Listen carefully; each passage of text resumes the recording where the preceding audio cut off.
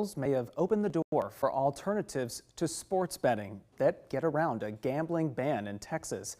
The Texas Tribune reports that fast-growing daily fantasy sports and prediction market apps are giving Texans new ways to wager without leaving their homes. Joining us now to talk through how this all works is Ayden Runnels with the Texas Tribune.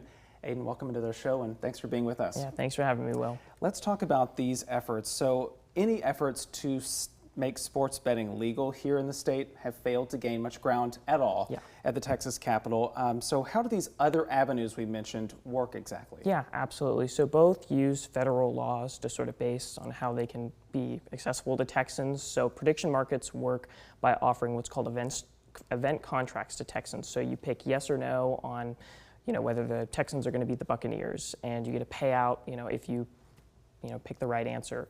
Daily fantasy sports, on the other hand, work by offering a competition where you pick a number of players, at least two, and you gain points based on their performance, and you win or lose money that way. And they're getting a lot of attention. Absolutely, yeah. In Texas, there hasn't been a whole lot of legal movement on either of them since about 2016, when Attorney General Ken Paxton ruled in a non-binding opinion that daily fantasy sports were illegal, that they were constituted gambling. But in other states, there's been a lot of attention.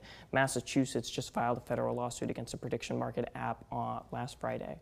So what role does federal law exactly play into allowing these to happen here in the state? Yeah, absolutely. So both pretty much give, both forms of gaming full access in the state. With prediction market apps, they're regulated by the Commodities Futures Trading Commission, and that gives them full access, to be accessed in Texas.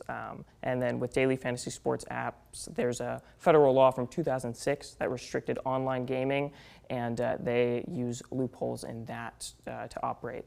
Okay, so you touched on it a few moments ago, but I just want to be clear about this. So some states have sought legal pushback to block people from playing these kinds of things where they live. So are these alternatives on the radar at all for leaders out here in Texas?